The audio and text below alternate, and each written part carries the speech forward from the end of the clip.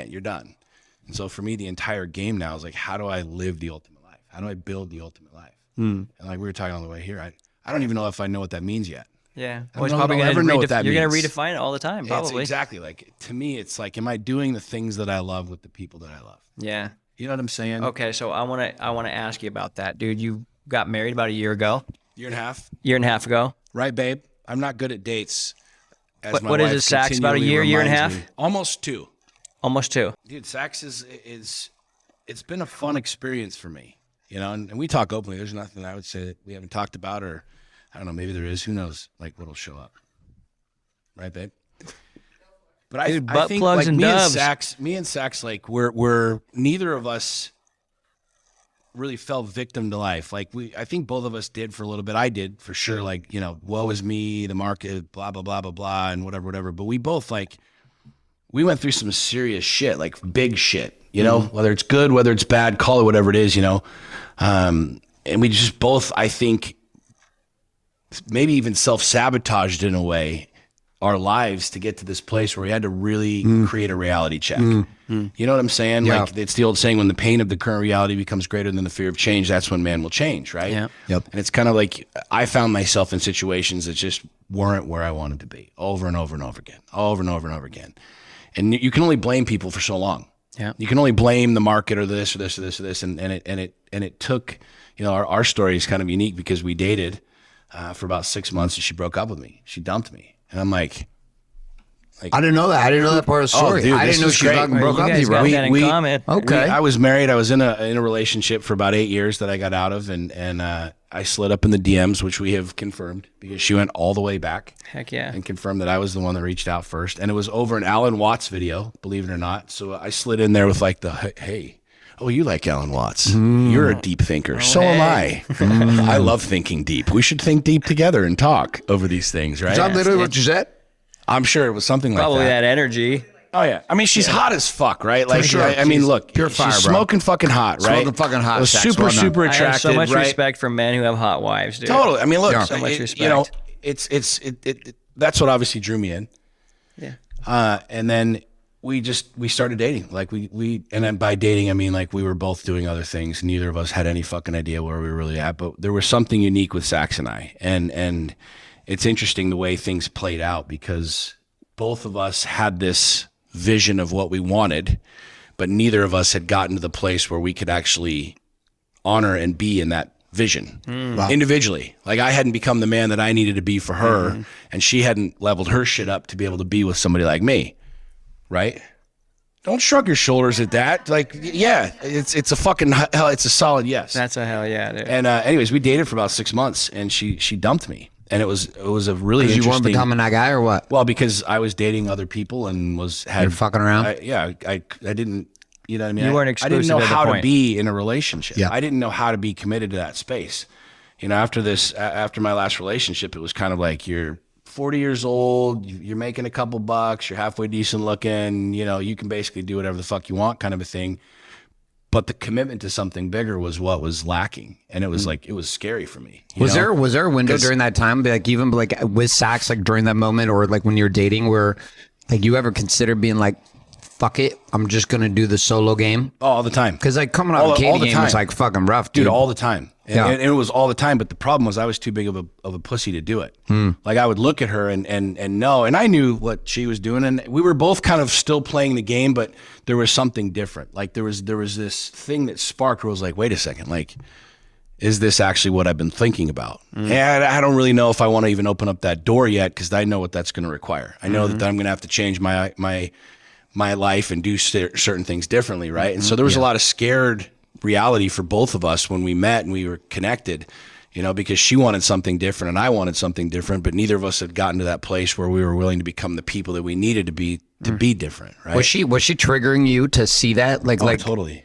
What were All some of the time. first things you saw that you had to like let go and like when we were rise dating, in? right? Like, I'd say, hey, let's hang out. Well, let me look at my schedule. I'm like, let me look at your fucking schedule. Like, I'm coming over. I want to hang out, so we're going to hang out. You know, I'm Sean Whalen. You should just want to hang out with me. She's like, well, I can hang out with you on Tuesday. And I'm like, all right, fine. I'll fucking see you Tuesday, right? And it was just this weird thing When because she people had have her own boundaries. deal. She had her own business. She was a single mom. I mean, she was on her own path, doing her own thing, you know, and that's been a really fun conversation talking about her masculine and where she was. And she just needed to be in that. She was in that space. She's like, fuck you, don't waste my time kind of a thing, which was really hard. You know, she was very, very hard and not been able to be soft really because she had to fight. She was the king and the queen for the kiddos. She was the king and the queen. And I was still being a little boy. And so like, I'd be like, yeah, I'm coming. And there were a couple times where I'm like, oh, I can't make it tonight, you know, whatever. And I didn't know the gravity of where she was and that connection. And I hadn't leveled up to be able to be a man of my word and that commitment. And I remember vividly, I was laying on my couch and I got just a voice message from her. Just, hey, you know what? You're great, awesome, but this isn't working out for me. Basically go fuck yourself.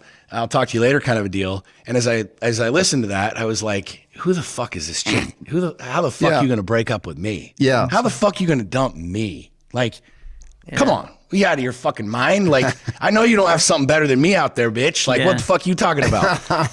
And I don't remember what I said something back. I was like, well, you know, okay, I get it. And it was more of a check on my ego because, you know, there were things that she had outlined that she wanted and I hadn't met those things. And so she's like, cool, I'm not playing any games. Peace out. What were some of those things? You gotta be this tall to ride. You gotta be this tall to ride. Yeah, you gotta be taller. She wanted taller, like blonde hair. No. I'm saying you gotta be this. You gotta be this tall to get on the ride. Yeah, like, You didn't meet the standards. She wanted the commitment. She wanted something serious. Yeah. And what was cool for me about that reality is Sax was the only person that I had dated that I didn't like shut off. It was really easy for me to just shut people off. I just shut off, move on to the next, right? Mm-hmm. Shut off, move on to the next. She was like the only girl that I hadn't just blocked and be like, all right, fuck you, get out of my phone, get out of my life kind of a deal and just move on to the next thing. She was always there. And then when you talk about like that was like planted in my brain and it wouldn't leave. And I'd slide check on her, I'd look at it, whatever. And I kind of kept following her, like, and I'd every now and again pop in and be like, hey, you look happy, great. She'd be like, oh, thanks, you know. Basically kind of like, go fuck yourself. Why are you still here? Yeah. Why are you bothering me, peasant? Scram. You know what I'm saying? Get out of here. Scram. And it was about 7 months that this went on. And in that time, and she knows this, like, I didn't want to be a gigolo. I didn't want to be fucking Dan Bilzerian. I didn't want to have like, not fucking Dan Bilzerian, but I didn't want to be Dan Bilzerian. You didn't want to fuck him either. I don't want to fuck him either. I mean, both things. You know what I mean? Don't fuck Dan Bilzerian. Didn't want to fucking be Dan Bilzerian. Exactly. Got it. Thanks for clarifying that.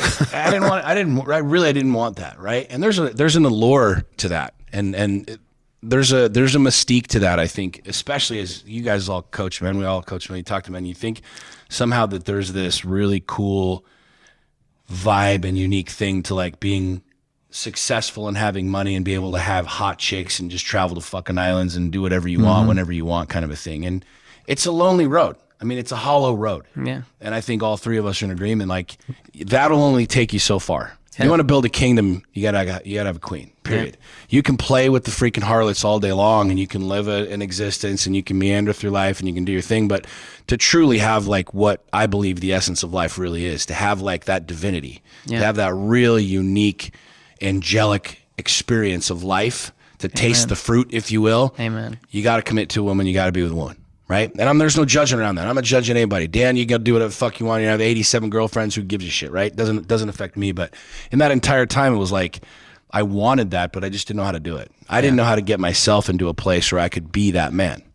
And it was a struggle for me because it's like, you want this thing, you want to be that man, but you know that you're not operating there. And you know that in order to be there, it's going to take you doing things radically different, which truly are scary. Was it things you knew you had to give up and you were afraid to let go of them? That's what it was for me. Well, to me, it was safety, right? Mm-hmm. Because you give your heart to somebody and there's vulnerability in that, right? But we also all know that that's where the radical power comes in. Mm-hmm. And so for me, it was the safety. It was like, I'll just keep all of these people at arm's length. I can date 5 or 6 people at one time and never really go all in with anybody. So there's no point, and I won't ever get hurt. And hey, we've been hanging out for a month or two. Cool, peace out. No love, no harm, no foul. See you later, kind of a thing.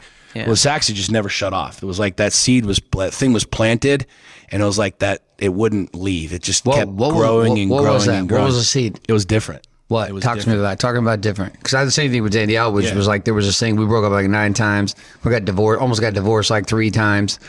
and we're like still in, and now finally after like 21 years, we're finally in this piece. But there was something. Talk to me about that something that was going on with her, with you. I think the most, I know that I have a very strong personality. I've always had a strong personality. Yeah. I can get whatever I want, whenever I want. And I have a very real possibility of just steamrolling people. For sure. You know what I'm saying? Energetically, emotionally, verbally, I can get what I want and win there. Yeah. You know, and with Sax, like she was a match. There was a fire there. There was a match. There was like a pushback that I had never received from anybody before. And at first, it's like that ego check, like, who the fuck you think you are? But then it was like, that's actually hot as fuck. Wait a second. Like you just dumped me? I was like, did I just like get mildly aroused by this? Like, okay, game on, bitch. Like, you want to play that game? Yes. Let's play that game. I'll go down that path with you. Ooh, yeah. You know what I'm You saying? caught the scent. I'd never, I smell. I was like, wait a second, what the fuck was that? was what that? just happened? Like, seriously, what just cooking fucking around happened? here, dude? Oh And god, Jesse, the same way. But it sparked something in me, right? And it started for me over that 6-7 month period, this internal dialogue of like, what do I really want? You know, where do I really want to be? And we ask that question all the time. Like something I do with coaching, like, what do you want? What do you want? And I'm coaching myself. It's the reflection in myself saying, you know, what do you really want? Yeah. You can date hot yoga instructors all day long, yada, yada, yada. But like, what do you really fucking want? And I knew that that's not the lot. That wasn't my lot. That's not where I was supposed to be. And Sax showed up in a way where it was like, she kind of opened the door and then she slammed the door on me. And it was like the first door. I was like, whoa, wait a second, hang on. I want to go back in the room for a second. Like there's something in this room here that I've not experienced before that I want, you know? And her being her was like, she didn't have time to play around. She didn't want to play around. And now looking at it, you know, years down the road, it's like the protection that she had to put up for herself to be in her own world, to be able to protect herself and take care of herself was, you know, very much in that masculine stance, like where it wasn't this conversation and a lot of tears and whatever. It was basically like, go fuck yourself. Yeah.